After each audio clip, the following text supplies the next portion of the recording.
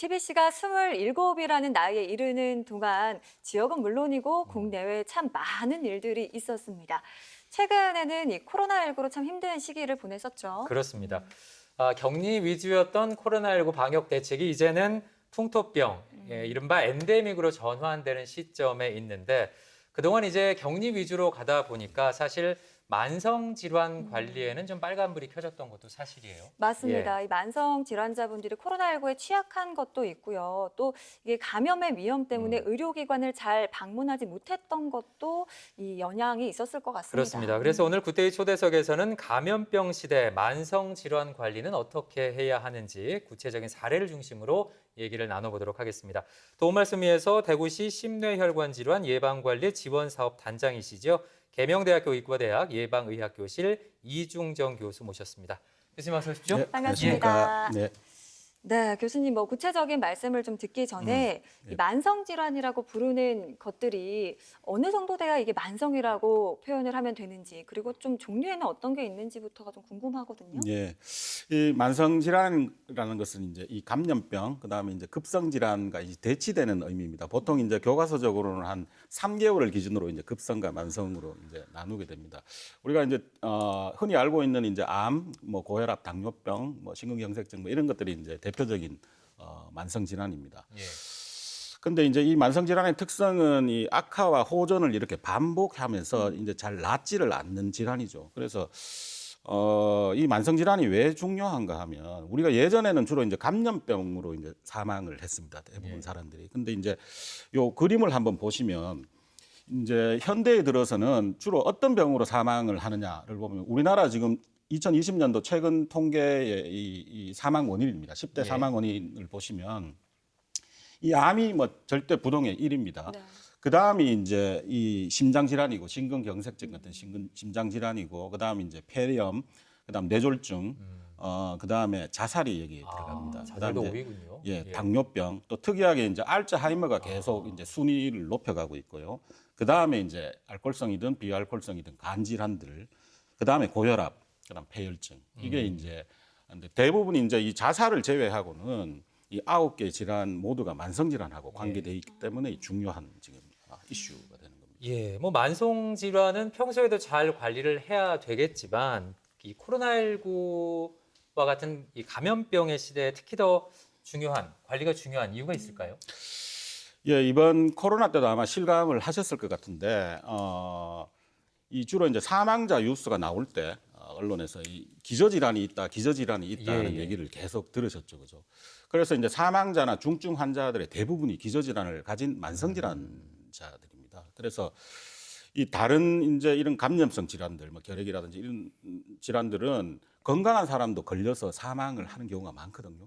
근데 유독 이번 코로나만 특히 이제 이런 건강 취약계층, 만성 질환자에게 가혹했다는 것을 볼 수가 있습니다. 그래서 이제 어떤 식으로든지 이번 코로나가 정리가 되고 나면 그동안 관리가 안 됐던 이 만성 질환들이 큰 사회적 이슈로 떠오를 거는 뭐 자명한 사실인 것 같습니다. 네. 네. 사실 뭐 교수님은 누구보다 가까이에서 만성 질환자분들의 그 고통을 지켜보셨을 텐데요. 코로나19로 특히나 더 어려움을 겪었던 환자분들의 사례도 참 많았을 것 같아요. 네. 좀 소개를 해주실까요? 먼저 투석 환자 사례를 조금 예. 설명을 드리겠습니다. 이제 대구에 2020년 이제 2월, 3월 넘어가면서 하루에 이제 병상이 없어서 자택 대기하는 환자가 2,000명이 넘어갔습니다. 그 당시에 이제 가장 이제 위기로 첫 케이스로 이제 맞닥뜨린 경우가 투석 환자입니다. 투석은 우리 몸에 이제 이 혈액 속에 노폐물이나 독성 물질을 걸러주는 것이 이제 신장인데 이 신장 기능이 잘못되면 이 혈액 속에 노폐물이나 이 독성 물질이 배출이 되지 못해서 이제 한 인공적으로 투석, 그러니까 기계적으로 혈액을 정화시켜주지 못하면 사망을 하게 됩니다. 2개월, 2주, 3주 내에. 예, 예. 그래서 이제 아주 극박한 케이스들이죠, 그죠? 근데 이제 투석할 곳이 없으니까 코로나 환자들. 그때 겨우 이제 대구 동산병원하고 몇 군데 투석 시설을 겨우 구해서 위기를 넘겼는데 지금 생각해도 좀 아찔한 순간이었었습니다. 예, 그렇군요. 그럼 당뇨 환자들은 어떨까요? 뭐 당뇨병이 대표적인 만성 질환 가운데 하나인데 코로나19에 많이 취약한 하죠. 예, 당뇨병은 초기부터 잘 알려진 이 코로나의 위험 요인 중에 하나였었습니다. 그래서 당뇨병 환자가 일반 환자에 비해서 훨씬 더 입원도 많이 했고요. 이 외국에서 이 중증화가 더 많이 됐기 때문에. 네. 그 다음에 이 입원했어도 기계호흡, 이 인공호흡기를 다는 경우가 일반 환자들보다 2배 더 높았습니다. 그 다음에 사망하는 경우도 한 2.6배 정도 더 높았습니다. 또 이제 앞서 말씀드린 이제 투석의 경우에도 신장 자체에 문제가 있어서 이런 투석을 받는 사람들은 잘 없습니다. 대부분 다 이 당뇨병의 합병증으로 인해서 이제 이 신장이 망가진 경우거든요. 우리 이 근방에 지금 보셔도 이 투석을 전문으로 하는 병원들이 최근에 많이 생겼죠. 많아지더라고요. 예, 예. 네. 그런 것들이 그만큼 이제 당뇨병 환자가 늘고 그다음에 합병증 관리가 안 되기 때문에 그런 이제 현상들이 나타나는 것입니다. 네, 약간 그만큼 이제 뭐 만성 질환 환자들에게 좀 더 심각한 또 그런 효과로 다가오는 것 같은데 예. 그 집단 감염 얘기를 할 때 요양병원을 또 빠뜨릴 수 없지 않습니까? 예, 예. 요양병원에는 또 유독 만성 질환 환자분들이 많기 때문에 네, 맞습니다. 의료진 분들도 좀 힘드셨을 것 같거든요. 예, 이 기억나시겠지만 코로나가 처음 이렇게 집단적으로 발생한 게 청도 이제 대남병원이었고 네네네. 그 뒤에 대구에서도 수성구에 이제 한 요양병원에서 발생을 했었죠, 그죠? 이 요양병원이라는 곳이 만성 질환자, 그러니까 이제 면역이 취약하신 분들이 모여서 집단 생활을 하는 곳입니다. 24시간 집단 생활을 하니까 감염에 그만큼 취약할 수밖에 이제 없는 상황들이죠.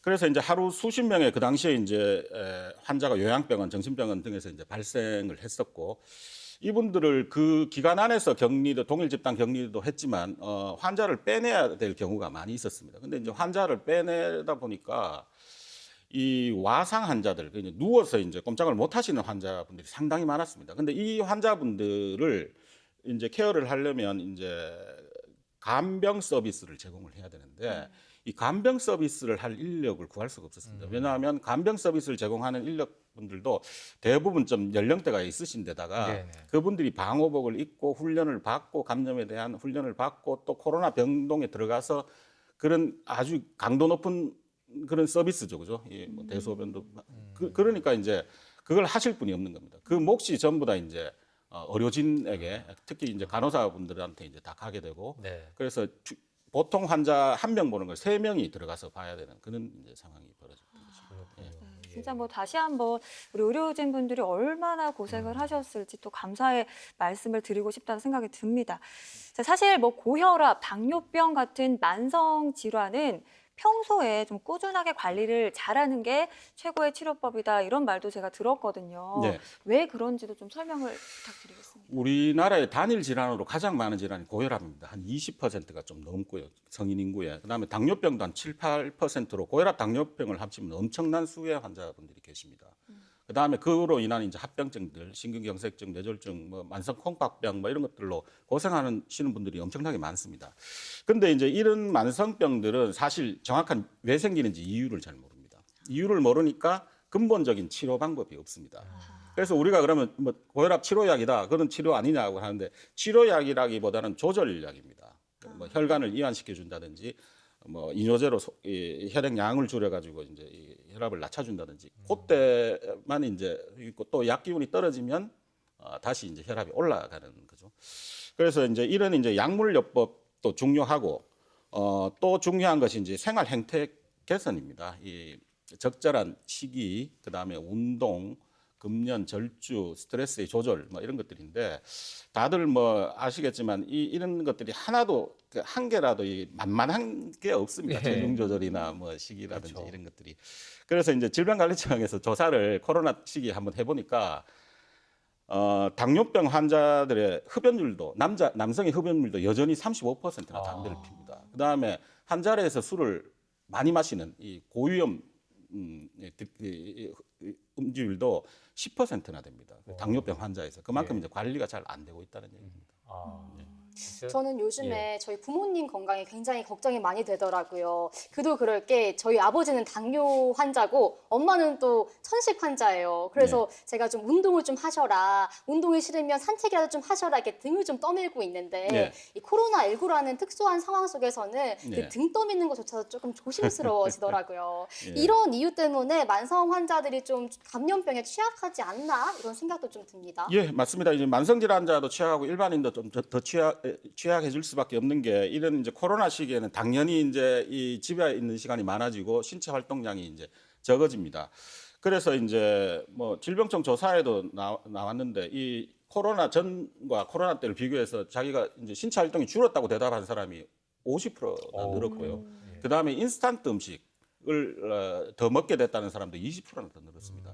이런 이제 신체적인 거 외에도 정신적인 문제로 들어가면 특히 만성질환 환자들, 특히 당뇨병 환자들이 좀 우울감을 원래 좀 많이 느낍니다. 근데 이런 이제 코로나 시기에는 이제 생활 패턴 변화나 이런 것 때문에 더 이제 우울해지시는 거죠. 그래서 이런 신체적, 정신적 문제들이 이 만성질환 환자들한테 더욱더 이 코로나 시기에 좀 취약하게 그렇게 만드는 것 같습니다. 좀 활발하게 움직이고 해야 되는데 네. 아무래도 여건이 이제 그렇게 허락하지 않는 경우가 많았습니다. 네. 지난 3년간 저도 뭐 뉴스를 진행하면서 코로나 관련 뉴스를 거의 매일 전해드렸고 그 가운데 중증 환자가 되는 것이 이제 만성 질환자, 기저질환자 이런 분들이 많은 피해를 보고 있다 이런 소식을 계속 전해드렸는데 구체적으로 어떤 것들이 이런 피해를 많이 만들었을까요? 먼저 이제 접근성의 문제를 볼 수가 있고요. 이제 감염병 시기에는 이제 이 자원들이 다 이 감염병 쪽으로 가니까 만성 질환자들이 이용할 이제 이 병상이라든지 네. 의료 인력들이 잘 없죠. 그 다음에 또 하나가 이제 이 사회 관계적인 요소가 있습니다. 이 활발하게 사람들도 만나고 동호회 활동도 하고 뭐 그다음에 정보도 얻고 같이 운동도 하고 이렇게 해야 되는데 이런 이제 루트가 다 없어지게 되고 또 본인이 이제 관리할 수 있는 정보를 또 얻을 수 있는 것도 이제 잘 취약해지고 하니까 점점 더 이런 현상이 가속화되고 특히 이제 사회 경제적 이제 취약계층 혹은 이제 노인층에 이런 것들이 더 악화되고 좀 심화되는 것 같습니다. 예. 네. 사실 뭐 또 언제 이런 코로나19 같은 감염병이 다시 유행을 할지 모른다는 생각이 들면서 특히 만성 질환자들 가운데서도 좀 사회적으로 취약계층에 계시는 분들이 누구보다 어려움이 크실 것 같거든요. 네. 예, 맞습니다. 이 사회적 취약계층을 딱 뭐 어떻게 지어서 얘기할 수는 없지만 그래도 이제 노인분들, 그 다음에 이제 거동이 불편하신 분들, 뭐 이런 분들이 특히 더 이 코로나에 취약하신 것 같습니다. 예. 코로나19의 확산세가 조금 꺾였다고는 해도 아직도 위험한 상황이기는 한데 이런 상황에서 만성 질환자들은 평소에 어떻게 건강 관리를 좀 신경을 써야 될까요? 예, 일단 본인의 이제 몸 상태를 아는 것이 가장 중요하겠죠. 특히 이제 이런 만성 질환에서는 혈압 혈당 체크가 아주 중요합니다. 혈압 혈당 체크를 정기적으로 해서 본인의 혈압 혈당을 잘 관리를 하셔야 되겠고요. 그다음에 당뇨병 환자의 경우는 이제 당화 혈색소라고 해서 이걸 이제 3개월마다 측정을 해서 내가 3개월 동안 제대로 혈당 관리를 했는지도 체크를 하셔야 되고 앞서 말씀드린 이제 눈이라든지 콩팥이라든지 심장 이런 쪽에 이제 미리 합병증 검사를 해서 조기에 관리를 하면 좋은 결과를 낳을 수가 있습니다. 그래서 그런 검사들을 6개월, 1년 주기적으로 정기적으로 하시는 게 중요합니다. 그다음에 무엇보다 이제 주치의와 잘 상의해서 적절한 본인한테 맞는 약물을 선정을 하셔야 되고요. 그다음에 건강 행태가 아주 중요한데 만약 이제 건강 행태 특히 이제 어떻게 이제 식사를 하고 어떻게 운동을 해야 되는지에 대한 부분이 궁금하시면 대구시에 이제 이 시민건강 놀이터라고 시가 운영하는 네네네. 기관이 있습니다. 거기나 각 보건소에 이제 건강정진 사업을 다시 시작을 하거든요. 이제 그런 쪽으로 문의를 좀 하셔도 될 것 같습니다. 예. 네, 알겠습니다. 만성 질환은 평소의 관리가 가장 중요하다고 하니까요. 말씀 주신 거 꼭 참고해 보시기 바랍니다. 이제 끝으로 시청자분들께 좀 당부하고 싶은 말씀이 있다면 한마디 들어볼 수 있을까요? 예, 이 만성 질환은 완치되는 병이 아닙니다. 그렇다고 이제 또 급성 질환처럼 뭐 오늘 내일 뭐 어떻게 되는 병도 아니거든요. 그래서 이 만성 질환을 가지신 분들의 마음가짐을 너무 조급해 할 필요도 없고 또 너무 과도한 걱정을 하실 필요도 없습니다. 그래서 제가 만약 고혈압, 당뇨병이 있다면 이거는 나와 이제 평생을 같이 갈 동반자다 이렇게 생각을 하시고 정성스럽게 또 꾸준하게 관리하시는 것이 가장 중요합니다. 네, 알겠습니다. 오늘 도움 말씀 주신 계명대 의대 이중정 교수님 고맙습니다. 고맙습니다. 예, 예. 그리고 우리 감사합니다. 식구들도 수고 예. 많으셨습니다. 네, 1995년 5월 첫 전파를 쏘아올린 TBC가 27살이 됐습니다. 그동안 대구 경북 600만 시도민께서 보내주신 사랑, 저희가 좋은 방송으로 보답하도록 노력하겠습니다. 네, 27년 세월 동안 보내주신 사랑과 애정 시청자 여러분들께 다시 한번 감사드리고요. 예. TBC는 앞으로도 지역과 밀착하고 지역민들의 곁에 있는 방송사로 거듭나겠습니다. 저희는 다음 시간에 다시 찾아오겠습니다. 함께해 주신 여러분 고맙습니다.